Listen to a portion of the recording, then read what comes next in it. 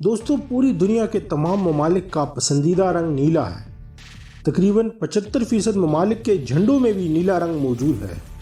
इसी तरह तकरीबन पूरी दुनिया के 8% लोगों की आंखों का रंग भी नीला है। लेकिन क्या आपने कभी नीले रंग का टाइगर देखा है? कुत्ता तो देखा होगा, कुत्ता भी नहीं तो कोई और जानवर जो नीले रंग का हो, मुमकिन है आपने ज़रूर देखा होगा।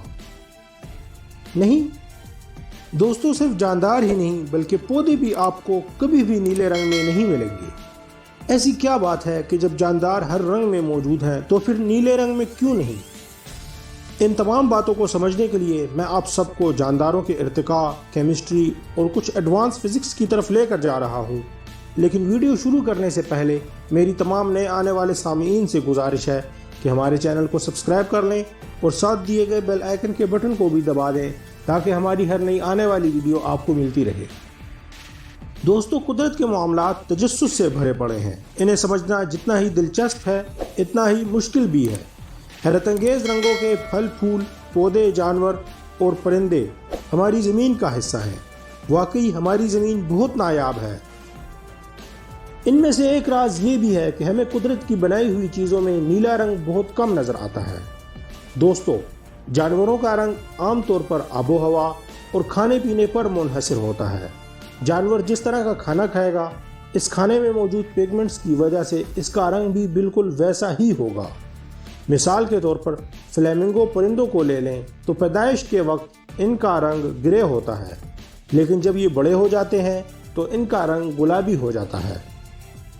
दोस्तों, दरअसल फ्लेमिंगो एल्जियाई और झींगे वगैरह बहुत ज़्यादा खाते हैं।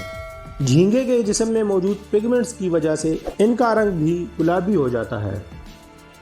इस तरह अगर चूज़ों की बात कर ली जाए तो वो भी पैदाइश के वक्त एक ही रंग के होते हैं, लेकिन बाजरा और इस तरह की दूसरी बहुत सी चीज़ें खाने के बाद इनका रंग तब्दील हो जाता है। दोस्तों, अगर हम अपने जिस्म पर ही गौर करें तो हमारा रंग भी खाने पीने और आबो हवा की वजह से होता है।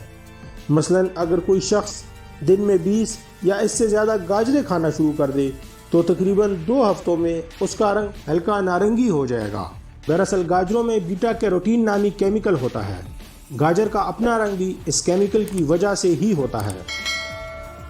लेकिन सवाल ये है दोस्तों, दुनिया में किसी पौधे या किसी चीज़ में नीले रंग का पिगमेंट नहीं बनता। जब पिगमेंट ही सिरे से नहीं बनता तो इनका रंग नीला क्यों है? दोस्तों, पिगमेंट की वजह से रंगत का ये कानून नीले नजर आने वाले इन परिंदों पर अप्लाई नहीं होता, क्योंकि दुनिया में किसी पौधे या किसी जानवर में ऐसी खासियत मौजूद ही नहीं है कि वो नीला पिगमेंट बना सकें। ये सब किसी खास बायोलॉजी की मदद से नहीं बल्कि एक खास इंजीनियरिंग के ज़रिए होता है। ये सिर्फ नज़र का धोखा है।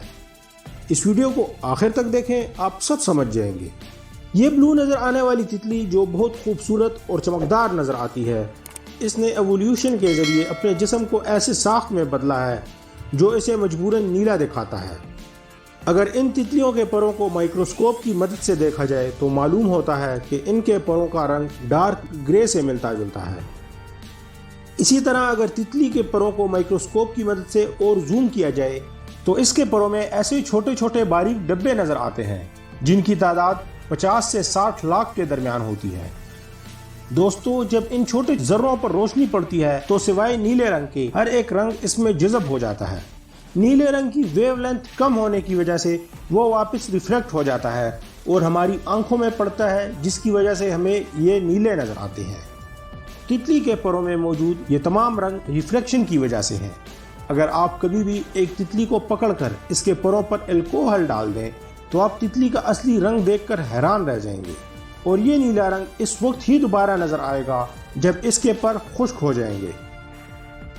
चलिए मैं आप सबको ब्लू जे विंग की मिसाल देता हूँ। इसके पर भी नीले और इंतहाई खूबसूरत रंग के होते हैं, लेकिन अगर इस परिंदे को भी माइक्रोस्कोप की मदद से देखा जाए तो इसमें भी आपको बिल्कुल वैसा ही पैटर्न नजर आएगा। ये परिंदा भी रोशनी के तमाम रंग जज़ब करके नीले रंग को रिफ्लेक्ट करता है। इसी तरह अगर मोर की बात करें तो मोर के परों की साख्त भी कुछ इस तरह है। ये साख्त रोशनी की किरणों के साथ मुदाखलत करती है, जिसकी वजह से नीला रंग रिफ्लेक्ट हो जाता है। दोस्तों, क्या आप जानते हैं कि आंखें भी इसी साख्त की वजह से नीली नज़र आती हैं? قدرتی طور پر کسی کی آنکھیں بھی نیلی نہیں ہو سکتی، بلکہ وہ آنکھیں جن میں پیدائشی طور پر روشنی کی کرنوں کے ساتھ مداخلت کرنے کی صلاحیت ہوتی ہے اور نیلے رنگ کو ہمیشہ ریفلیکٹ کر کے باقی تمام رنگوں کو ریفلیکٹ کرتی ہیں، وہ آنکھیں ہی نیلی نظر آتی ہیں۔ لیکن ایک سوال یہ بھی ہے کہ جانوروں نے نیلا رنگ اپنے جسم میں پیدا کرنے کی کوشش ہی کیوں نہیں کی؟ دوستو، محققین کا خیال ہے کہ بہت سے جانداروں نے کبھی نیلا رنگ اپنے جسم میں پیدا کرنے کی کوشش اس لیے نہیں کی کیونکہ نیلا رنگ بہت جلدی نظر آ جانے والا اور ایک نمایاں رنگ ہے۔ اگر جاندار ایسا کرتے تو کبھی بھی شکاری جانوروں سے نہ بچ پاتے۔ اس لیے بہت سے جانوروں نے ایسے رنگ اپنانے کی کوشش کی جو قدرت میں بہت عام ہیں۔ مثلاً اگر طوطا درخت پر بیٹھ جائے تو وہ بہت کم نظر آتا ہے کیونکہ اس کے اور پتوں کے رنگوں میں زیادہ فرق نہیں ہے۔ دوستو، تقریباً 16ویں صدی میں اس راز سے پردہ اٹھا کہ نیلا رنگ صرف نظر کا دھوکہ ہے، اور جانداروں میں ارتقاء کے بہت بعد کچھ ایسی تبدیلیاں آئیں جس سے وہ رنگوں کو جذب کرنے میں مداخلت کرنے لگے۔ میں امید کرتا ہوں کہ آج کی انفارمیٹیو اور انٹرسٹنگ ویڈیو آپ سب نے پسند کی ہوگی۔ اس ویڈیو کو لائک کریں، کامنٹ اور شیئر بھی کریں۔ اگر آپ نے ابھی تک ہمارا چینل سبسکرائب نہیں کیا تو ہمارے چینل کو بھی سبسکرائب کر لیں اور ساتھ دیے گئے بیل آئیکن کے بٹن کو بھی دبا دیں تاکہ ہماری ہر نئی آنے والی ویڈیو آپ کو ملتی رہے۔